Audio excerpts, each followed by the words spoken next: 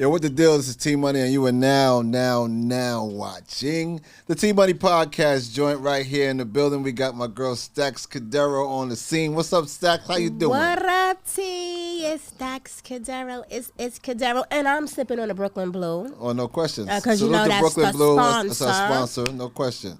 Lovely. And explain to them what Brooklyn Blue is and, you know, what the actual... the mix of the cocktail is. And Gladly. So this pre-mixed cocktail is made with Puerto Rican rum, coconut rum cream, and fresh pineapple. Please drink responsibly, okay? Because this is it's really like Kool-Aid, straight to the head. But you gotta be careful drinking this. For real. So it's best served over ice, and you must be 21 and over to enjoy. For more information, follow. I shouldn't be drinking it then, right? Because you're only 20. Exactly. Right. Please come take his glass and that. But please follow Brooklyn Blue at BKLYN Blue Cafe .creative. No doubt. Salute to Aaron. Yes. Salute to Lex Brook, DJ Lex Brook out there. And thank you again. Brooklyn Blue in the building. Yes. So today we have a guest that I've been coveting for quite some time.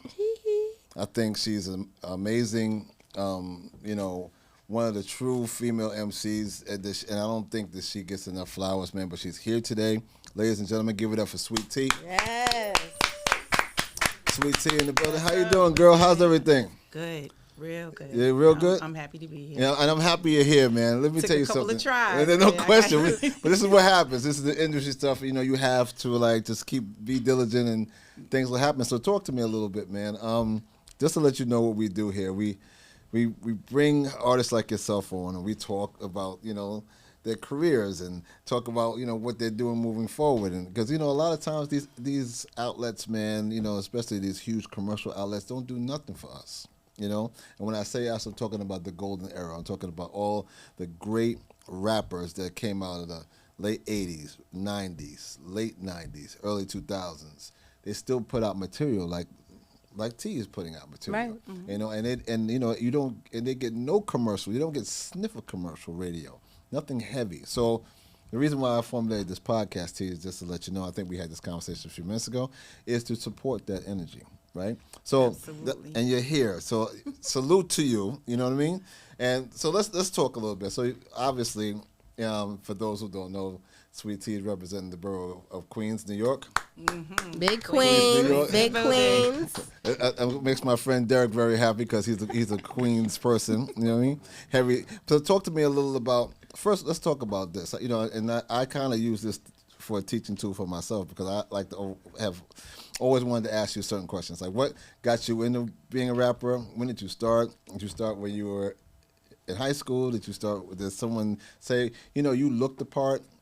Maybe you should do this, that, and the third. Tell me a little about your beginnings. Talk to us a little about that. Well, it definitely was when I was in school, but it was really like it was random. Like I was in the park and I met this girl named Double G, and she rhymed. Oh, and so they were like pop locking and doing all these dances and stuff. So I was standing there watching them, and you know, we spoke, and then she said, she said, I rhyme. She said, you know what, you can rhyme too, you know. And it just went just like that. Wow. Right? So that's stuck in your head, right? So we hung out the whole night, you know, park to park, Baisley, we all over the place. And then the next day she handed me a paper and she wrote the first rhyme I ever said on this paper. And she said, I wrote something for you last night.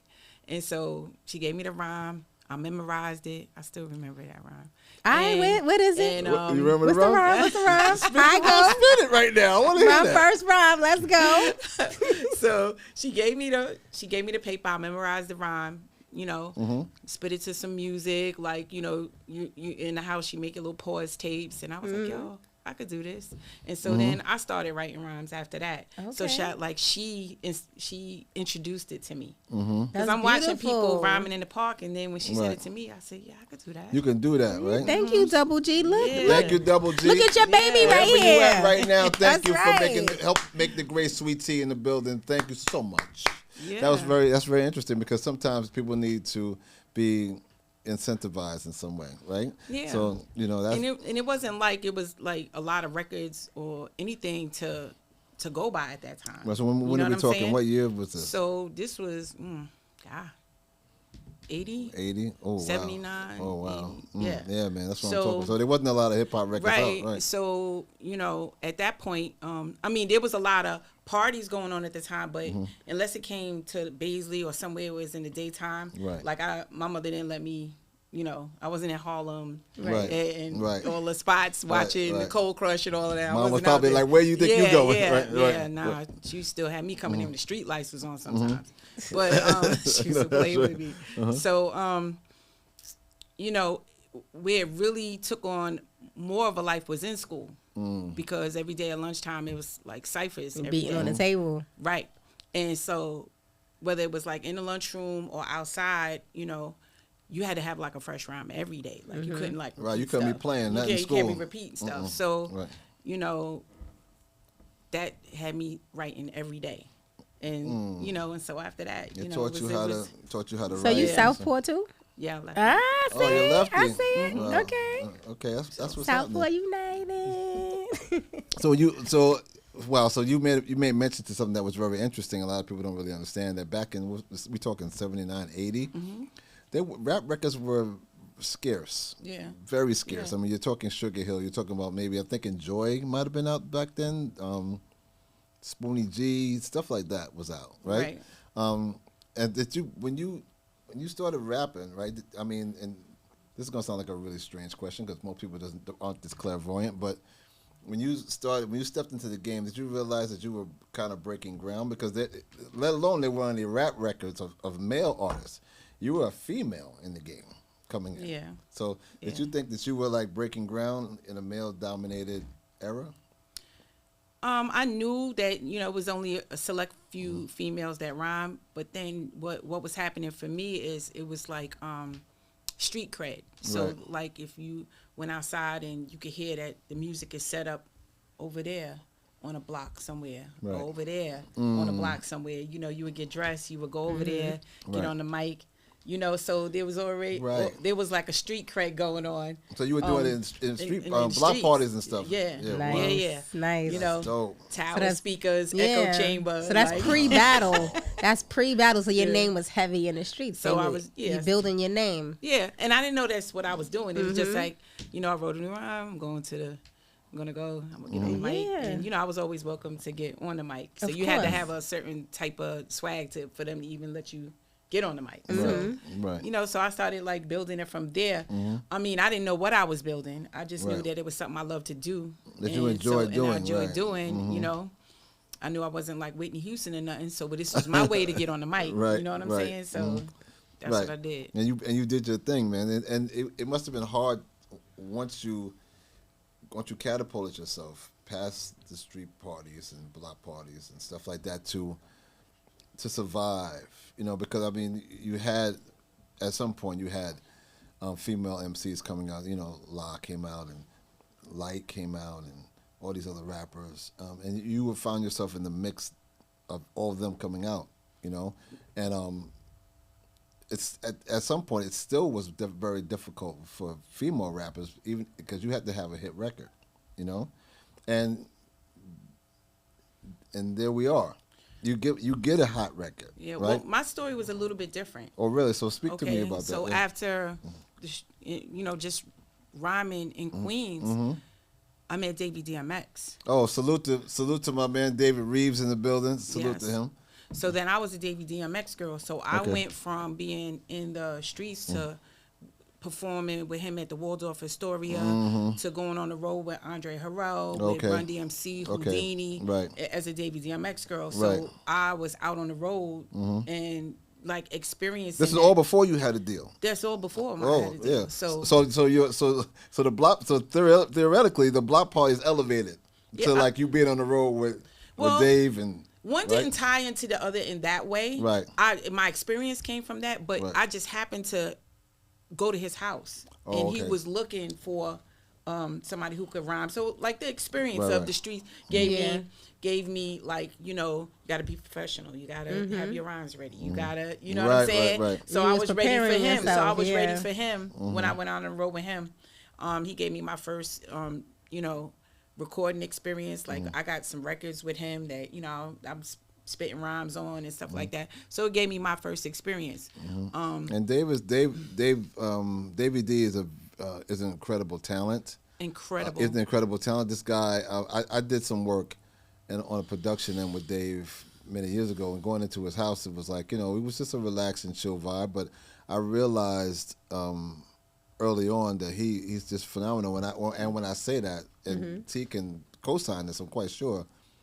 He can sit and do 10 tracks in an hour. Play it, sing it, play all the instruments. He can do the whole thing. He was like, oh my God, this guy's amazing. Yeah. So that's dope. So he gave me my first run in meeting everybody, knowing everybody. Right. And then what was that like for you to be on tour? It was cool. Right. It was cool. Like Dave, he didn't play a lot. So, you know, once we did our shows, like we were in the room.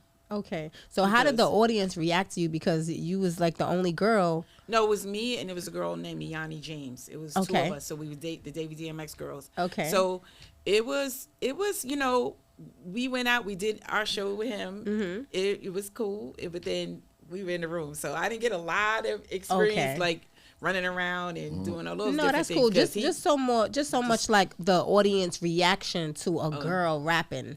Yeah. Like us, like me seeing you, I'd be like, oh my God. You know what I mean? Because you see yourself in whoever's on stage. Yeah. You know? So that's more so what I'm speaking to. But I'm glad that he protected you and had you in the room. Because there's a whole lot of stuff going on. Yeah, no question. You know, once show's over. Mom would not be having it anyway. You know? Right. And then my highlight from even doing that was one of the big tours we went on was a tour with Houdini. And so we always had to be dressed and ready because we all went out and performed Friends at the end. Oh, that's dope. You know what I mean? So all of us came out to that record that was on the show. Did you go on Raising Hell tour with them? No, I wasn't on Raising Hell tour. Because me and Dre were out there, and I didn't remember seeing you on that tour. But they did the same thing on that tour where they used to come out and do Friends. Yeah, at the end. So that was like probably, I don't know, maybe it was one of their first tours. Right. Oh yeah, early on. Right. Yeah. So you know, it was a good experience. It showed me what you're supposed to do. And then when I met Herby Lovebug, I was just talking about this the other day with because somebody asked me about like a male dominated. Right. Yeah. My next question was is how tough was it for you? You know, I mean, what were the challenges that you ran into coming out as a female MC, and your talent was never in question. It's always just about at some point it always gets to be just about gender, you know, and how dominant men are in the industry, right? For so many reasons, and it goes back, and this is bigger than rap music too. It goes back to like when women were just singers, and it goes back to Frankie Lyman and just being a woman. Years. Period. Right. Period. It's just hard, you know. So yeah, that was my next question. Like, what are some of the challenges that you faced during those times? Or did you have any? No, not a lot. I'm going to tell you why. I mean, I was on Idol Makers. Oh, okay. So Idol Makers had the biggest female group out, which was Salt and Pepper. Pepper, right. And then it was me, and then it was Antoinette. So Herby understood. Did you guys get along like amongst yourselves? Me and Antoinette, yeah. Right. We all salute had to Antoinette, by the way, too, man. We all had different. My girl, man. Yeah. We all had different paths, and Herby kept us moving. So you know, there was never like there was no like girl squabbles in the camp and nothing like that. Right. We and nobody had time for that. Right. Well, that's good energy because a lot of times, you know, women tend to clash. Yeah. You know what I mean? So. And he wasn't having that anyway. So, a lot of stuff was girl friendly and girl ready and girl whatever because you knew if anything was coming from Herby that you know that you were gonna there's girls in that camp. That's facts. So as opposed to a lot of the other girls where they were the only female in the camp. You know, so they had to like struggle more because you know they had to fight through all that. Yeah, so you were protected. Yeah, being an Idol Makers, that's dope. Yeah, we were all because it was mostly girls, so it wasn't a guy fight. You know, like why are you taking the guys and not us? Like Salt and Pepper was the biggest. Right. So when they went, you went. Huh? No, not all the time. Not all the time. Okay. What I'm saying is that I didn't have to struggle. I didn't have that male dominant struggle thing in my camp. You know what I'm saying? I didn't have that. So like, you know, Roxanne might be able to speak to that because she was the only girl in her camp. Right. You know what I'm saying? Right. They Yeah, might it's be able to different. speak to some of that stuff, and I didn't have that same experience. Okay. Right. You know? Yeah, you had a hub, and your hub was comprised of all women anyway, so it didn't really matter. You know We what I had Kid and Play, Dana Dane, Well, yeah. Kwame, but it was, you know, it was a But balance. it was a lot. Yeah. But it was a lot Yeah. of women that were involved there, so it's a different energy. You know Yeah, what I mean? it's definitely different energy. Yes. So when you first hit with your hit record, right? Where did you hear it first? You know, I know you created it. Let's be clear on that. I'm talking about who played it first for you when you see like you heard it in the public. How did it make you feel, and how did it change your life? I don't know who played it first. Wow, that's I don't interesting. know You don't remember when you first heard it, like on the radio? I don't remember who was it played it Ralph first. McDaniels? It was a very long time ago, and so we would be talking more like Mr. Magic or Red Alert. Oh, facts. Yeah. That's a and I don't know which one of the two of them. Right. I don't remember which one of the two of them played it first. Well, they ran at the same time. Yeah. It was from like Well, 9 to yeah, 11. yeah, Hip hop yeah. was 9 to 11, Yeah. Fridays and Saturdays. So they could have been playing it at the same time. Right. Right. This is very We true. had to Yeah. wait for Right. hip hop. Yep. So when you heard it, you ran down the whole way, slid down the whole way in your socks and made sure that you ain't get no commercial. No, none. And you were happy that you heard your record, you know? Yeah. Yeah. Yeah.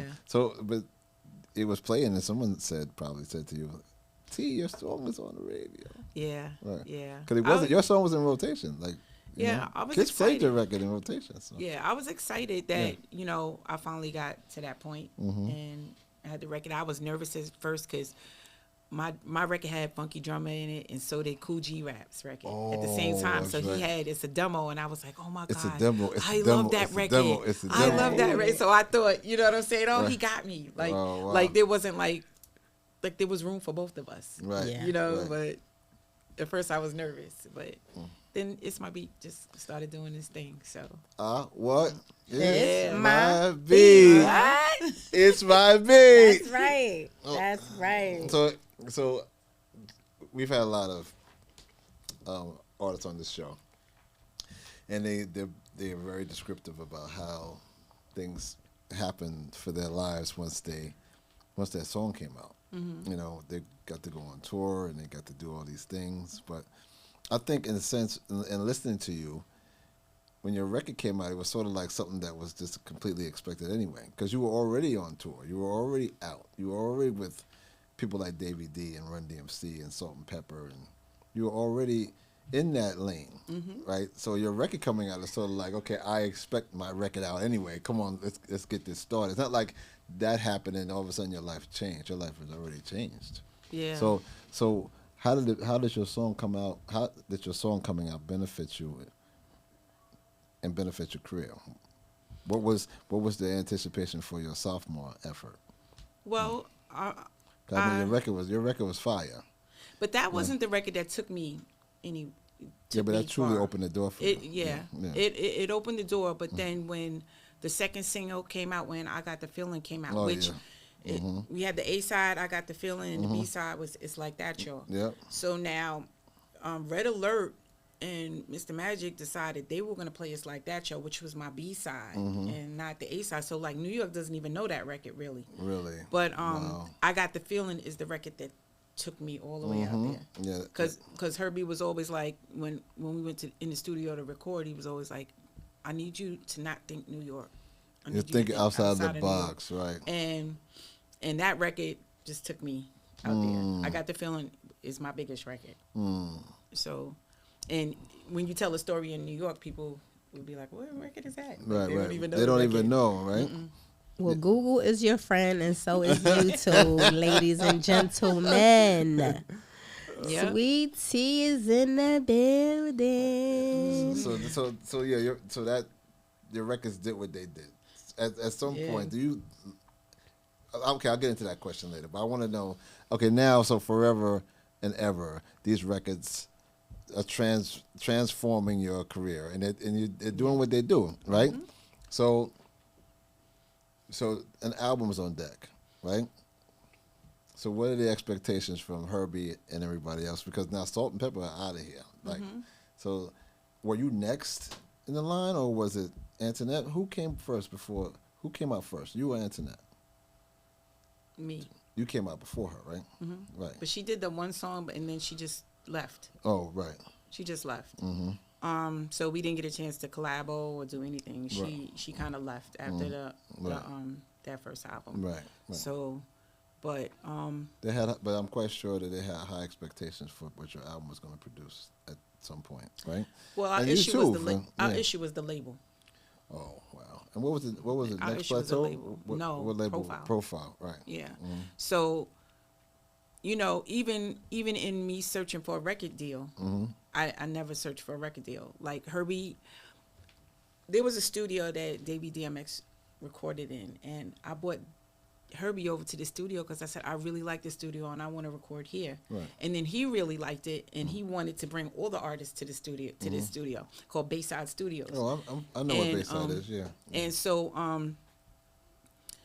Dave took a tape up to Profile to try to prove to them that, you know, there's good sound coming out of the studio. I want to change Dana over to the studio, and the tape was of me, and it was like, okay, yeah, sounds good, but who's that? And then so we came home with paperwork. Like, well, if you want to sign, you know, they're gonna. So many things just like everything just fell in Here line. you go. for Here you go. Oh, yeah. No, here you go. Here you go. Right. Like add water and stir. Here you go. Yes, that's dope. That's dope, man. But that very rarely. I mean, you know how rare that is, right? Yeah. So.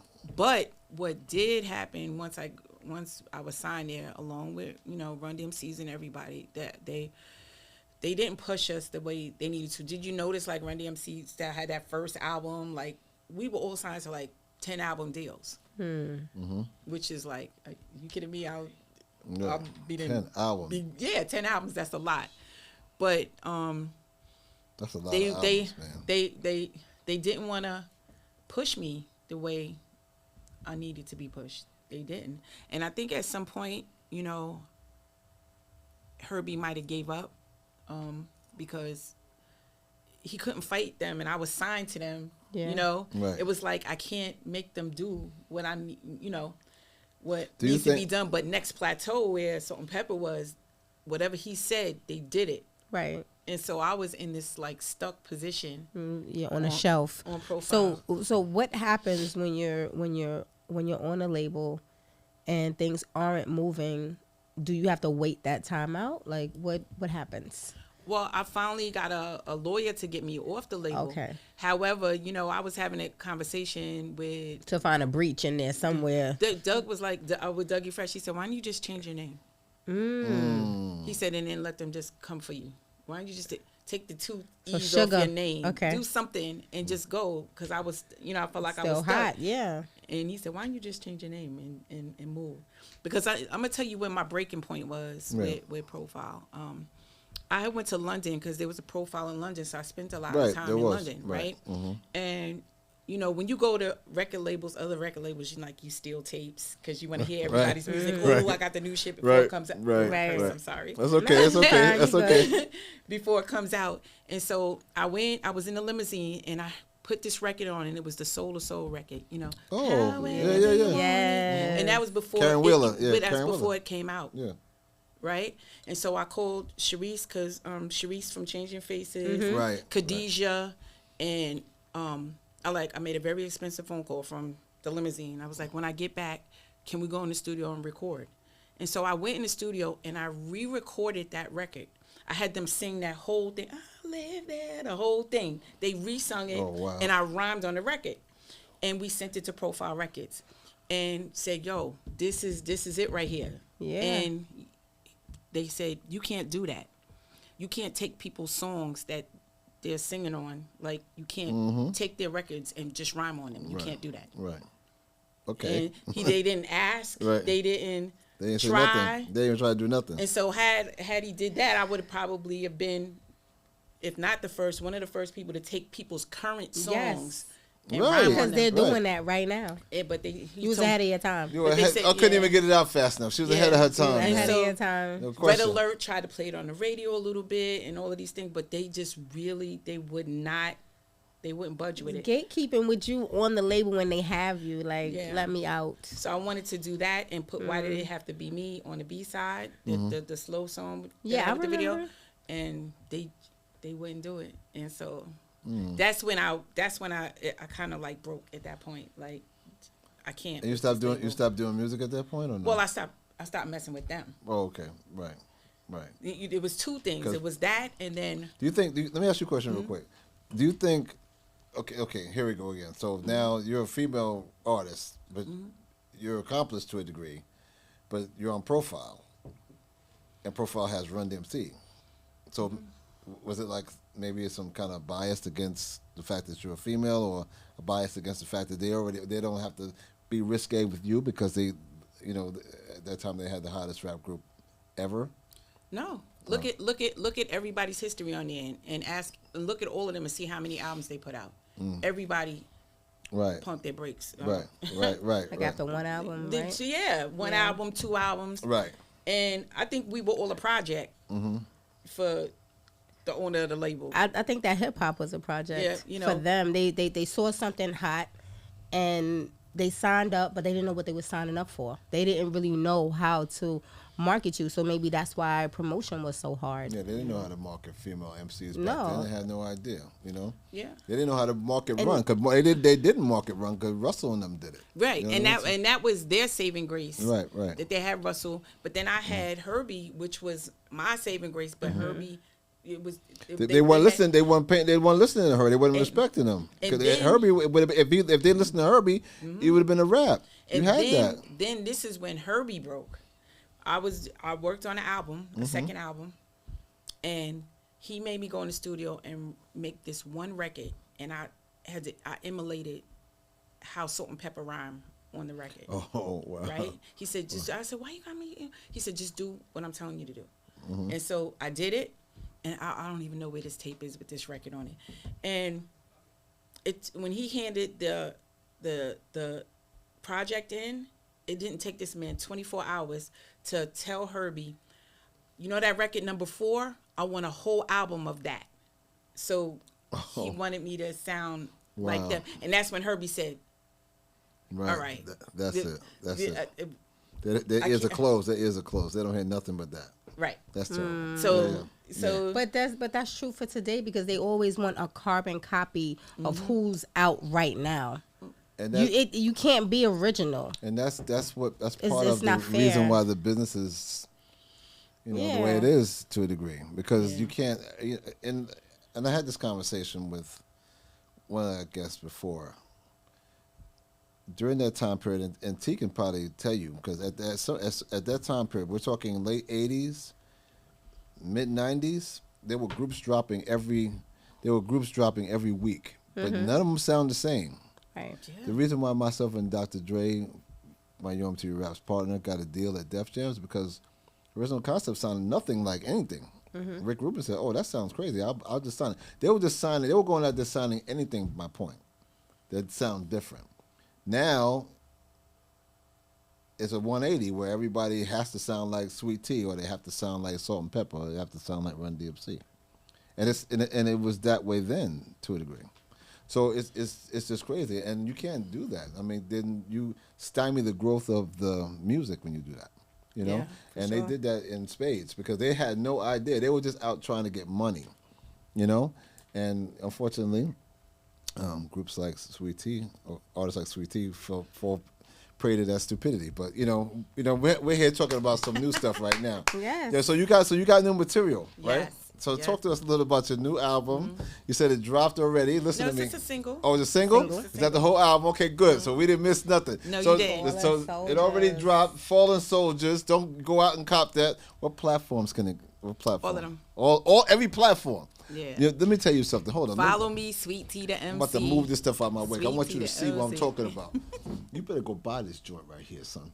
You better buy this Fallen Soldiers joint right here with Sweet Tea, because I'm about to see you out there. I'm about to do something to you, something strange for a piece of change. You ain't going to like that. Yo, but look, I really am so happy that you're here today. Thank you. You know what I mean? Because artists like you don't come along every day, and I really, really do appreciate it. Salute to Yes. Queens. Okay, I gotta say salute to Queens Queens get because the my man money. Derek. That's all he think about is Queens. That's the Queens dude right there. Yeah, And it but was yeah, a movie back then. It was a movie. no question. It was a movie back then. And He wasn't there. yeah, I know. So, but I'm a Long Island guy, and I know a little about Queens because I had to go to Queens. I had to go to the Coliseum. I shed a tear, you know, because they was done last week. I was not happy. You saw Dave? Did I ever? Oh, okay. And then he called me. He called me late that night talking about what's up, what's going on. Because I was trying to get him to come back up here now, Davey D. But he told me I'm old, man. I'm tired. He couldn't make it. So, but salute to Dave, man. I love you, man. You know what I mean? But so talk to me a little about the album, the producers on the album. Sorry, the The single. album is coming. Right. There you go. Right, Lefty. Right. The album is coming. But the single right now, and who produced it, and where can they find it? You said all the platforms. Yeah, all the platforms. Yeah. So, the record is called Fallen Soldiers. I've dropped a couple of singles before that. Okay. Another one of my favorites is Jury Box, right? But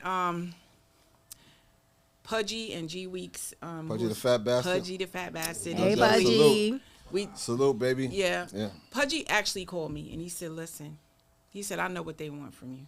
Because they want drum tracks. They want just, hard drums and rhymes. So like I have plenty of records for an album now, maybe 2 or 3 albums. But we're now going in the studio to re-record now and give me something that's going to touch my old, my following. Your fan base, right? Yeah. So, Fallen Soldiers is touching that because as soon as that record dropped, like you just see the whole flood happening with it. So, I'm like, okay, I'm gonna need a few more of these for starters. Right. So, we're in the studio working like a lot. That's dope. Yeah. And is there a video? Yeah. Okay. Yeah, the video's out. Okay, that's what's up. I'm excited for you. Thank you. I really am. I'm excited for you. I'm definitely a fan. I grew up singing "It's My Beat." All right, you're not that much older than me, but you have the experience and the blessing to have everything just roll out, for you. So I'm truly ecstatic. T, she's not telling you the whole to story. be sharing the same room because it's not about me today, but it's about you. Yep. That's the hit, right? She's not telling you the whole story. It's about you. It is about you. Because she got bars too, but she's not telling you. But it's not about me today. Okay, no problem. But I am truly ecstatic to have you here today, and I think that it's so dope that every once in a while music goes right back to the origin and right back. It's your time now. Yeah, no question. So I'm excited for the tours that you're gonna be on, and was it the hip hop cruise that's in November? Have you done it already? No. Are you on it this year? No. So y'all need to call her. Yeah, holla at her, yo. What's going on? She's free. You free? Huh? Can you do it? Listen, give me the date. All right, so it's in November. That's right. Y'all Make call it her happen. because there's no reason why you don't have one of the original mamas on that cruise, the Rock the Bells cruise. Make your calls. It's Queens. Queens get the money. What happened? That's right. LL, don't leave your niece out. That's right. That's right. That's right. Yo, thank you, T, for being here, baby. You know what I mean? I just want to appreciate say you. Talk to me. I just want to say one thing too is there's a little bit more to my life. I've been in the drug addiction field for 20 dope. plus years. Be a K-Sac. I'm a master K-Sac. I'm a licensed master social worker. And I don't know if you know where Samaritan Village is. It's like across from Jamaica Hospital. I certainly sure do. I'm a clinical director there. Oh, okay. And so Yes.